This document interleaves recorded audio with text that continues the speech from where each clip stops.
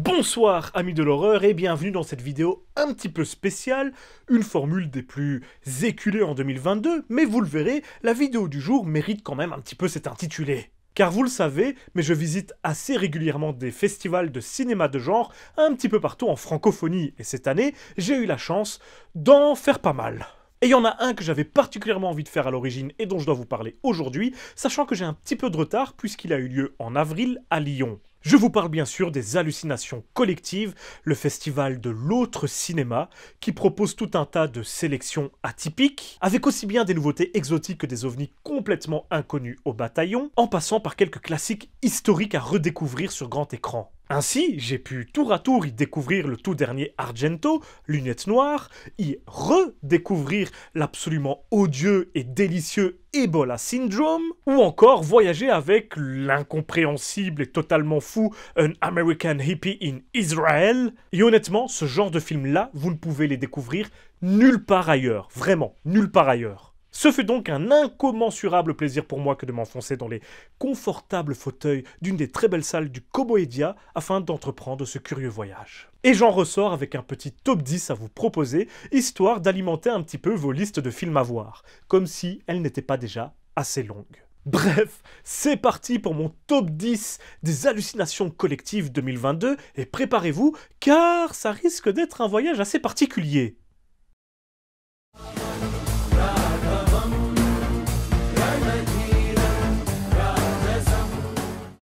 J'avais déjà découvert Beyond the Infinite 2 Minutes de Junta Yamaguchi au BIF, mais lors de son édition virtuelle, et cette petite pépite de science-fiction méritait bien une projection sur grand écran. Et pour le coup, c'est le genre de film à propos desquels il ne faut pas trop en dire, tant il repose sur un concept aussi inattendu qu'ingénieux, et qui porte littéralement le métrage en nous faisant totalement oublier son minuscule budget. Ce que vous devez savoir. Le film, comme son titre l'indique, joue avec les voyages temporels mais d'une façon aussi originale que propice aux bonnes idées de mise en scène. Et si ce genre de high concept peut vite se mettre à tourner en rond, ce n'est pas le cas ici. Beyond the Infinite 2 Minutes va au bout de son idée et a assez de matière pour tenir sur la longueur sans perdre son spectateur, fort heureusement. Et si on ajoute à cette maîtrise de son concept son humour léger, parfois un petit peu niais, mais toujours bien dosé, quelques dialogues très bien écrits et joués par des personnages attachants, nous obtenons un petit film des plus sympathiques qui a pas mal convaincu lors de son parcours en festival un petit peu partout dans le monde, ce que je comprends aisément. À découvrir, même en famille, et ça, sur la chaîne, c'est plutôt rare.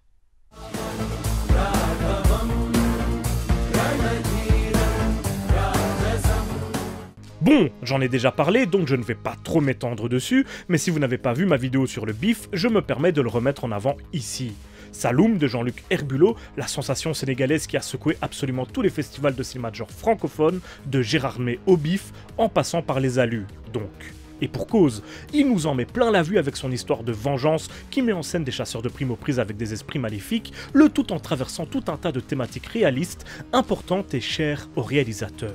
Un tout petit aperçu de ce que le folklore africain, ici sénégalais pour être plus précis, a à offrir au cinéma de genre, et franchement, on en redemande, tant c'est bien fait. Puis un petit mot quand même pour la photographie magnifique, et une mise en scène aux petits oignons qui vient à la fois saluer les genres que Herbulot cherche à embrasser avec Saloum, l'horreur, le western, le fantastique, et accentuer les émotions que ce voyage inhabituel provoque irrémédiablement en nous. Sans oublier une certaine poésie contenue dans tout le long métrage, ce qui achève d'en faire une véritable réussite. Et à coup sûr l'un des films de cette année 2022, tant il était impossible de passer à côté en festival. Je le recommande à nouveau.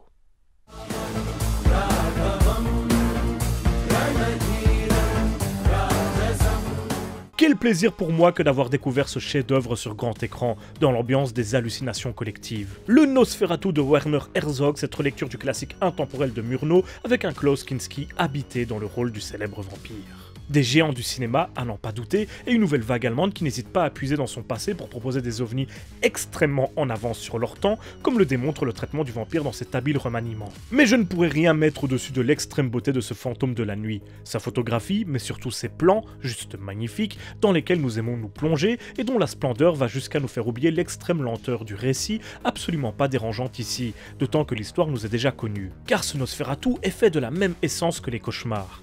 Pur, fascinant, terrifiant, beau et surtout déroutant. Puis, il y a les parallèles que nous pouvons faire entre son histoire et certains événements sombres qui ont touché toute l'humanité, mais plus particulièrement encore l'Allemagne, si vous voyez ce que je veux dire. Le tout avec une maîtrise impressionnante. Clairement, je ne m'attendais pas à me laisser autant embarquer par une œuvre qui empruntait tant à des univers que je connaissais déjà si bien, et, encore une fois, je suis ravi de l'avoir découvert dans ce cadre. Il n'est pas plus haut dans le classement parce que je le trouve quand même un tout petit peu long, et surtout pour la simple et bonne raison que je le trouve tout bonnement inclassable. Difficile de le comparer avec les autres films que j'ai choisis. Il est à part, mais très clairement, il a su m'emporter. Un voyage magnifique à entreprendre.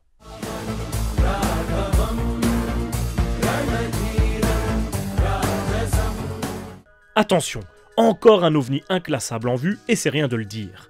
Encore un film issu de la sélection Voyage du festival qui, pour le coup, n'usurpait pas son nom, et qui est probablement ma préférée de cette édition 2022.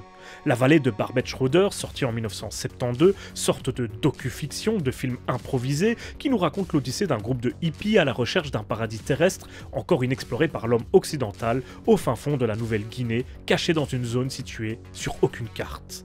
Et si les personnages principaux sont campés par des acteurs, le voyage, lui, est bien réel, et ils iront rencontrer des tribus indigènes qui n'avaient encore jamais vu d'hommes blancs auparavant, par exemple. Ainsi, nous suivrons, à travers la caméra de Schroeder, des rituels uniques au monde, des cérémonies auxquelles aucun occidental n'avait encore été convié, et si certaines scènes sont assez insoutenables, notamment en termes de violence faite aux animaux, leur contenu reste inestimable. Aussi, le film est toujours aussi juste aujourd'hui en 2022 sur ce qu'il raconte de nos sociétés occidentales et de leur rapport au reste du monde, surtout quand on sait qu'une grande partie de ce qu'il raconte n'était pas scripté. Puis bon, traverser des paysages magnifiques avec des musiques de Pink Floyd, c'est déjà un voyage agréable en soi, donc bon. Le film n'est certainement pas le meilleur de cette sélection, loin de là. Mais il est si particulier, si inqualifiable qu'il en devient exceptionnel et il mérite donc une petite place dans cette sélection.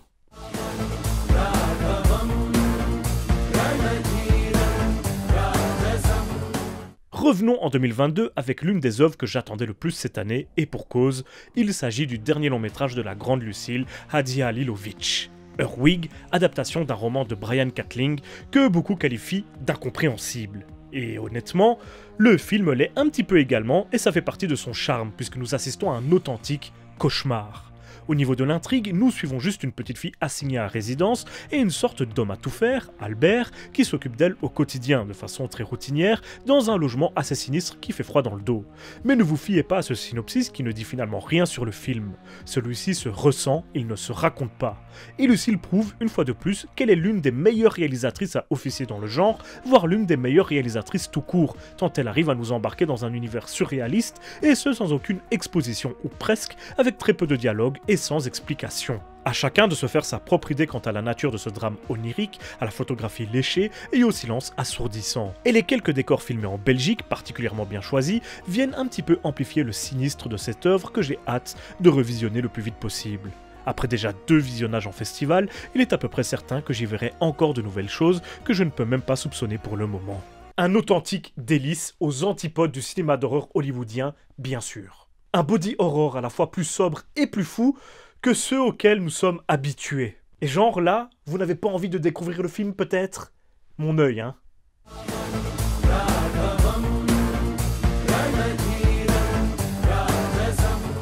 Changement d'ambiance et de décor radical avec La Proie nue de Cornel Wilde, sorti en 1965. Carte blanche de Joyce Nashawati pour les alus et énorme coup de cœur pour ma part. J'adore les survival, mais c'est un sous-genre qui a du mal à se renouveler et qui s'étale difficilement sur 1h30, 2 heures, rajoutant souvent du drame surfait vu et revu pour allonger un petit peu sa durée de vie. Dans La Proie nue, nous sommes loin de ce constat, et pourtant, il ne propose quasiment aucun dialogue. Nous y suivons un guide qui mène une expédition de chasse en plein cœur de l'Afrique. Les chasseurs blancs pour lesquels il travaille refuseront de payer les tribus locales, ni même de leur témoigner du respect, ce qui va provoquer leur colère puis leur vengeance. Pour faire simple, les chasseurs vont se retrouver dans la peau de proie, et pour notre guide va débuter une très longue traque. Ce héros, porté par Cornel Wilde en personne, qui arrivait un petit peu au bout de sa carrière d'acteur et qui voulait prouver à tout le monde ce qu'il valait encore, est un parangon de virilité, et de sa volonté de proposer des prouesses physiques naît un flot de scènes assez extraordinaires, durant lesquelles il court, saute, se bat comme un diable. L'Afrique du Sud y est magnifiquement filmée comme une terre de tous les dangers, sauvage et indomptable, et même si les personnages sont presque tous muets, le son est clairement une des grandes qualités du métrage. Chaque animal, chaque bourrasque, chaque cri de rage ou de douleur n'en résonne que mieux à nos oreilles et participe à l'atmosphère si particulière de La Proie nue. Sans hésitation, l'un des meilleurs survival que j'ai pu découvrir depuis très longtemps. Puis un tel film shooté en Afrique du Sud en plein mouvement des droits civiques, ça en fait forcément un formidable témoin. J'ai adoré.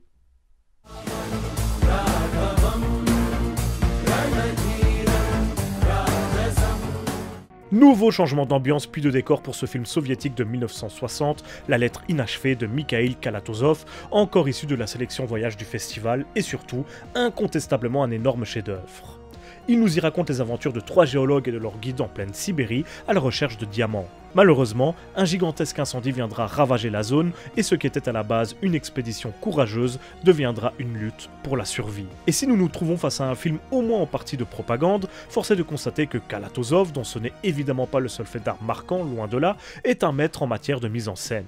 Juste la scène de l'incendie est incroyable, un modèle de minutie à s'en arracher les cheveux pendant le tournage. Mais ce qui m'a surtout marqué dans le film, c'est son atmosphère mystique, presque féerique, qui a tout du voyage itinérant et qui arrive à transformer ses caractéristiques propagandistes en éléments surréalistes. C'est clairement le témoin inestimable d'une autre époque cinématographique qui est bien sûr mal vieilli sur de nombreux points, mais qui était surtout visionnaire sur de très nombreux aspects.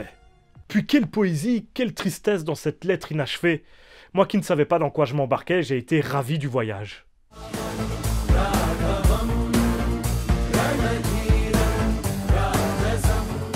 Revenons à quelque chose de plus conventionnel, je crois. Mad God de Monsieur Phil Tippett, dont vous avez forcément entendu parler à un moment ou à un autre, tant le film était attendu ces dernières années. Un film d'animation incroyable, dont la production a pris plus de 30 ans et qui ressemble à une déclaration d'amour au cinéma de genre et surtout aux effets spéciaux pratiques et à l'animation. Pour l'histoire, dites-vous juste que nous suivons un mystérieux voyageur dans son périple à travers un univers cauchemardesque et monstrueux. Une succession de scènes chaotiques, dénuées du moindre dialogue ou presque, parfois sans vraiment de lien les unes avec les autres, mais qui, tout ensemble, construisent un monde fantastique et fascinant.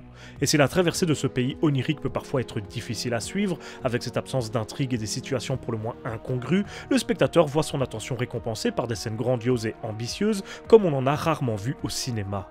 Une œuvre indescriptible et également difficile à classer, et qui, même si elle n'était pas issue de cette sélection, pour le coup, nous propose un voyage unique en son genre, qui ravira les fans de monstruosités en tout genre, comme moi.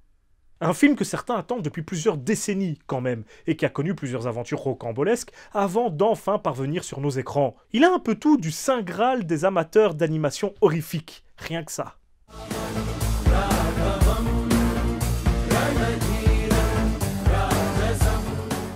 Quelle ne fut pas ma surprise quand j'ai constaté que le festival avait consacré toute une sélection au trop rare et sous-estimé Donald Cammell, un cinéaste que j'aime profondément. Et si on met souvent plutôt Génération Proteus en avant, qui était d'ailleurs à l'affiche aux Alus également, c'est plutôt L'œil du tueur, sorti en 1987 après une traversée du désert délicate du réalisateur, qui a retenu mon attention et que j'ai adoré du début à la fin.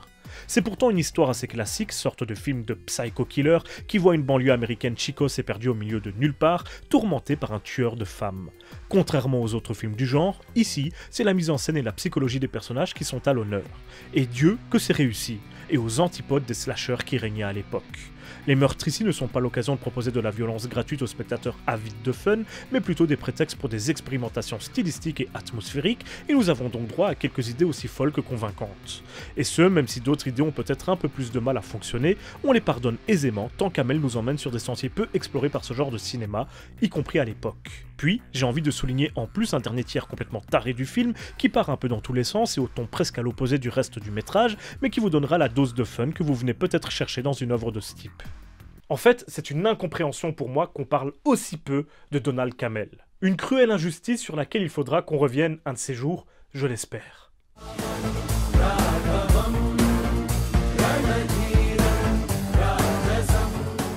Et voilà. Quel autre numéro 1 que le film qui a raflé le prix du jury des Alus cette année. RRR de SS Rajamouli, dont vous avez certainement entendu parler, tant tout le monde a déjà chanté ses louanges, était projeté aux hallucinations collectives de 2022 en compétition. Un film d'action comme seule l'Inde peut en produire, avec un nombre de scènes haletantes, épiques, over the top et juste épatantes, hors du commun. Ça n'arrête presque jamais. Et j'ai rarement vu un film transformer aussi facilement des effets kitsch et passés de mode en idées géniales et percutantes, à commencer par ces ralentis si chers au cinéma indien qu'on nous offre ici à tour de bras. Tout est exagéré à mort, des blagues aux scènes d'action, de l'humour aux bagarres, des personnages manichéens aux impacts des coups, mais tout ça permet à RRR de proposer l'un des spectacles les plus divertissants du cinéma d'action de ces dernières années. Je veux dire, je pourrais continuer à en parler pendant 10 minutes, mais tout est déjà résumé ici. Le film est dingue, ça n'arrête jamais, et à chaque fois, on se prend à penser que ce que nous regardons est juste ridicule, et pourtant, ça fonctionne toujours. Chaque idée cinglée de Rajamouli et de son équipe marche, même les plus débiles sur le papier. Une chose est sûre, nous n'avons pas l'habitude de voir des œuvres qui se permettent tout de la sorte, et c'est rafraîchissant. Quel déchaînement d'action et de folie, impossible de ne pas avoir le cœur qui s'emballe face à tant d'énergie. Un numéro 1 amplement mérité, et un magnifique gagnant pour cette édition 2022 des hallucinations collectives. J'espère que cette petite sélection vous aura permis de capter à quel point ce festival est unique. Il nous propose des films qui sont tous radicalement opposés et différents les uns des autres, mais qui forment tous ensemble ce cinéma un peu étrange, un peu alternatif, que nous apprécions tous et toutes, du moins si vous êtes ici. Vous aimez les découvertes atypiques, les voyages incongrus, ou tout simplement revisiter des classiques de l'horreur, du fantastique, de la science-fiction, etc. Alors les hallucinations collectives sont faites pour vous. J'ai personnellement beaucoup apprécié cette petite incursion dans ce temple de l'autre cinéma, et j'espère que nous aurons l'occasion d'y halluciner tous ensemble à l'avenir. Dans tous les cas, d'ici là, surtout n'oubliez pas, si vous avez peur, c'est que vous êtes toujours en vie.